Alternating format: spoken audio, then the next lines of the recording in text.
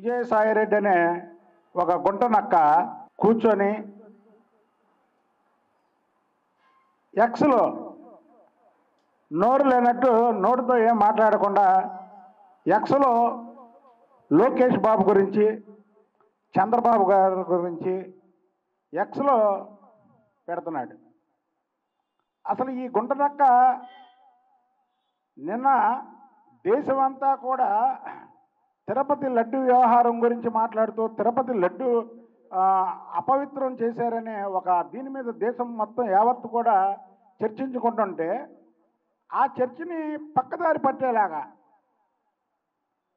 ఎక్స్లో లోకేష్ బాబు గారి మీద ఆయన గురించి పార్టీ శ్రేణులు విసిగిపోతున్నారంట, పార్టీ సీనియర్లు విసిగిపోతున్నారంట. ఈయనక ఏవా నీ గుంట నక్క వేషాలకి ఎవరో నమ్మరు. ఎందుకంటే మీ జగన్మోహన్ రెడ్డి మీద ఇసిగిపోయి చాలామంది సీనియర్ నేతలు వైఎస్ రాజశేఖర రెడ్డి ముఖ్యమంత్రి అవ్వక ముందు నుంచి కూడా వైఎస్ రాజశేఖర రెడ్డి అస్మతి నాయకుడిగా ఉన్నప్పటి నుంచి కూడా వైఎస్ రాజశేఖర రెడ్డితో ఫాలో అయినటువంటి వ్యక్తులు ఇవాళ మీ పార్టీని వదిలేసి బయటికి వెళ్ళిపోతున్నారు. అదేంటి? ఒకే ఒక కారణం. ఆ కారణం ఏంటంటే జగన్మోహన్ రెడ్డి చేసే పనులు కానీ జగన్మోహన్ రెడ్డి నాయకుల దగ్గర ప్రవర్తించే తీరు కానీ నచ్చక బయటికి వెళ్ళిపోతున్నామని క్లియర్గా చెప్తున్నారే. అయినా సరే నువ్వు తిరుపతి లడ్డు విషయాన్ని పక్కదారి పట్టించడానికి లోకేష్ బాబు గారి మీద ఎక్స్లో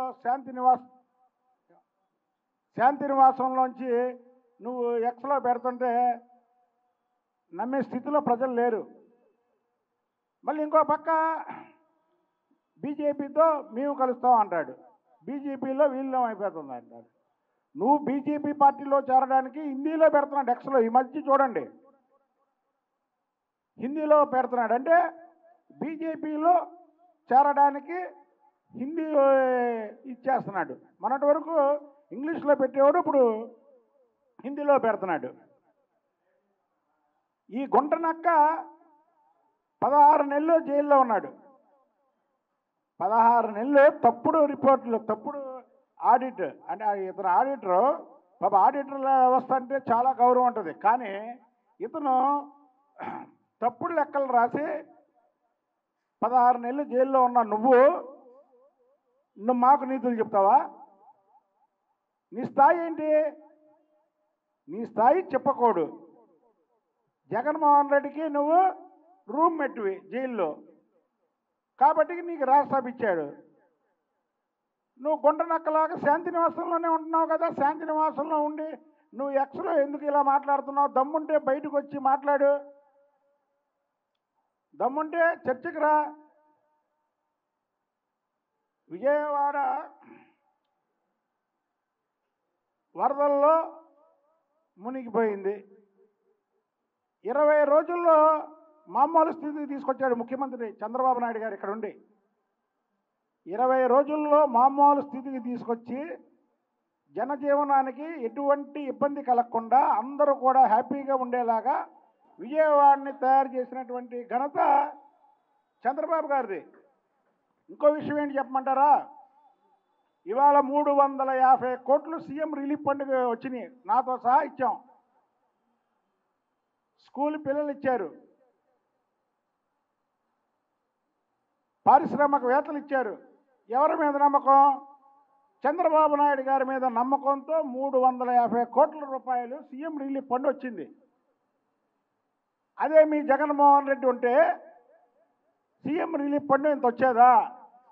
మీ నాయకుడి మీద పారిశ్రామికవేత్తలకు కానీ ప్రజలకు కానీ నమ్మకం ఉందా? మీరు దొంగలు కాదు, గజ దొంగలు. మీరు గజ దొంగలు కాబట్టికే ప్రజలు మిమ్మల్ని అసహించుకున్నారు, చీకొట్టారు.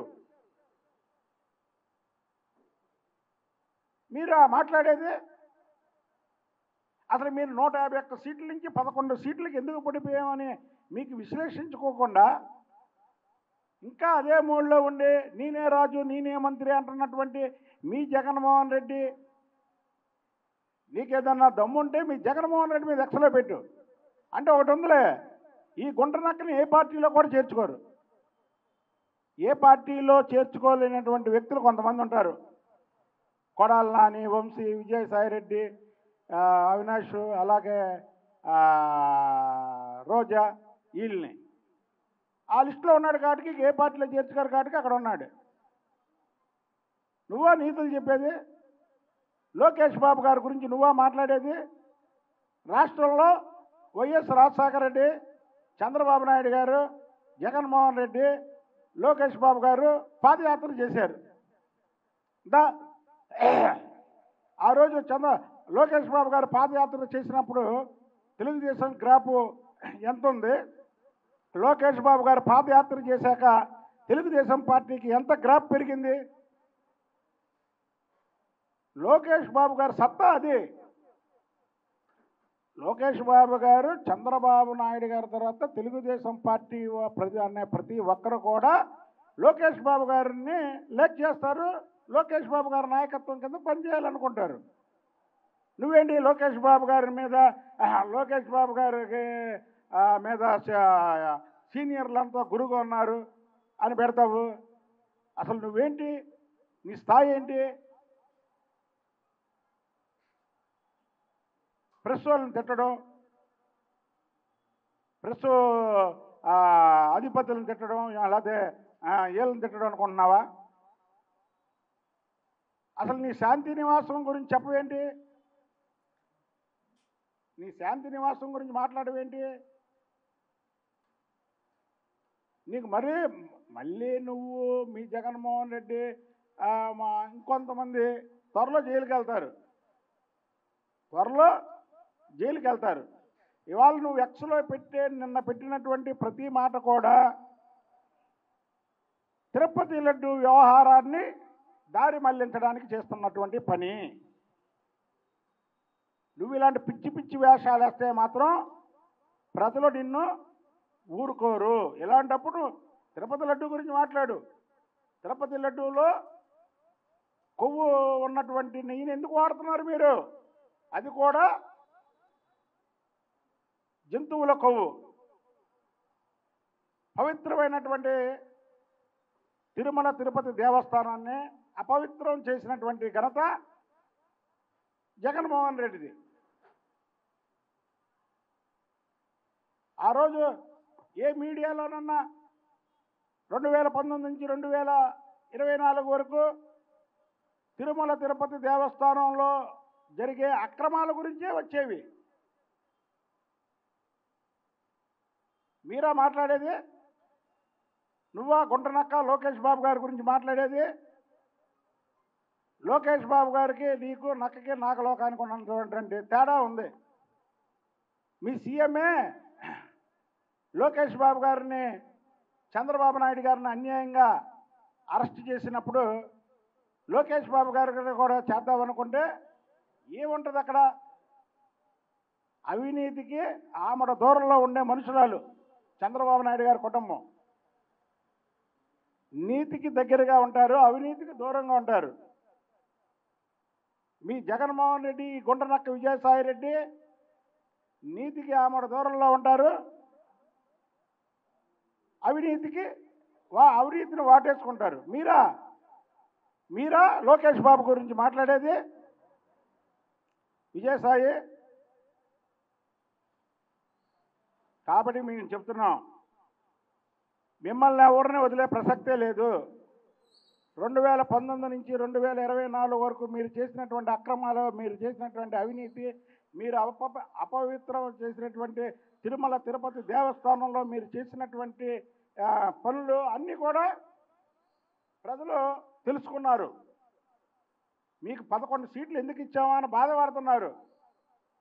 మీకు ప్రతిపక్ష హోదా కూడా ఇవ్వలేనటువంటి ప్రజలు అరే మనల్ని ఇలాగ ఎందుకు చేశారే అనే ఆలోచన లేకుండా జగన్మోహన్ రెడ్డి ఇన్నాళ్ళకి మీడియా ముందుకు వచ్చాడు. నిన్న వచ్చాడు, నేను దేంట్లో చూసా 3 గంటలకు జగన్మోహన్ రెడ్డి ప్రెస్ మీట్ అని.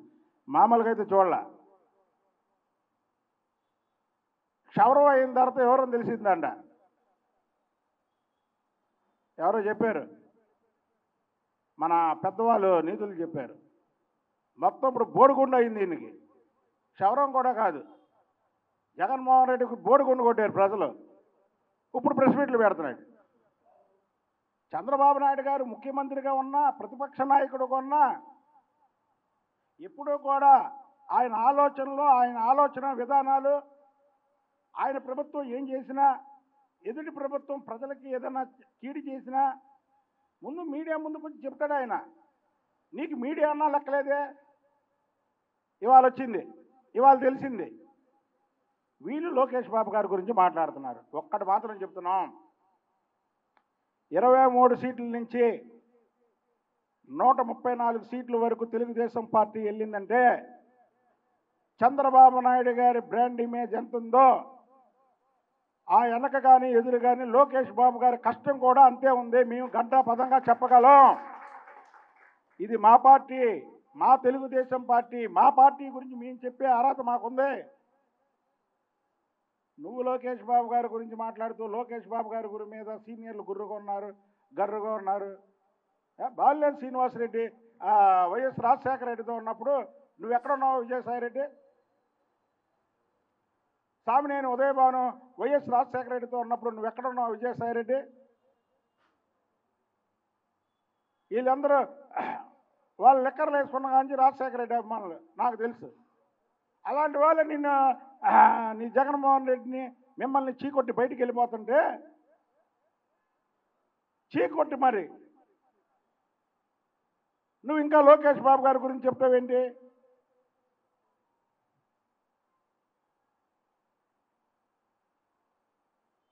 కాబట్టి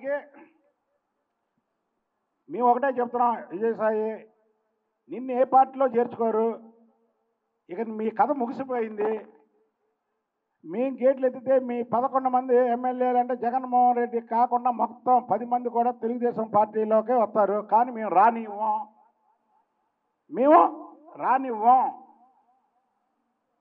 ఎందుకంటే తెలుగుదేశం పార్టీ ఒక నిజాయితీ గల పార్టీ కాబట్టి మేము రానివ్వం. ఇవాళ మీరు రాజ్యసభ ఇచ్చిన వాళ్ళు కూడా మిమ్మల్ని చీకొడుతున్నారే. మిమ్మల్ని రాజ్యసభ సభ్యులు చేస్తే మీరు మిమ్మల్ని చీకొడుతున్నారే అంటే పదవి ఇవ్వగానే సరిపోయిందా? వాళ్ళకి గౌరవం ఎవరా? గౌరవం లేని చోట ఆత్మాభిమానం ఉన్న వాళ్ళు ఎవరన్నా ఉంటారా? కనుక విజయసాయి రెడ్డి ఇప్పటికైనా నోరు మూసుకో. నువ్వు శాంతి నివాసంలో ఉండి ఎక్స్లో మాట్లాడటం మానే. నీకు దమ్ము ధైర్యం ఉంటే విజయవాడ వేదికగా లోకేష్ బాబు గారికి పెద్దలకు ఎలా గౌరవిస్తున్నాడో నేను చెప్తా. జగన్మోహన్ రెడ్డికి ఎలా ఎలాగిస్తాడో నేను వైసీపీ నాయకులను తీసుకొచ్చి చెప్పిస్తా. ఇప్పటికన్నా నీ పిట్ట కథలు మానేసి, ఇంకా నీకు టైం దగ్గర పడుతుంది మీ అందరికీ జైలుకి వెళ్ళడానికి. జైల్లో ఏం చేద్దామా, జైల్లో చెప్పకూడదు ఏం పెడతారు, ఆ కూడు ఇప్పటి నుంచే మీరు ఇంట్లోనే ట్రై చేసుకొని అక్కడ తినడానికి రెడీగా ఉండండి. ఇలాంటి గుంట నక్క కోతలు మాత్రం కుయ్యకుండా మాను. ఇక నీ గుంట నక్క కోత కానీ పెట్టావా ఎక్కడైనా అంతకి డబల్ నీ మీద మళ్ళీ విరుచుకుపడతా. ఏదైతే 2019 నుంచి 2024లో నువ్వు ఎక్స్లో పెట్టిన ప్రతి మాటకు ఎలా జవాబు చెప్పానో మళ్ళీ అలా జవాబు చెప్తానని తెలియజేస్తాను.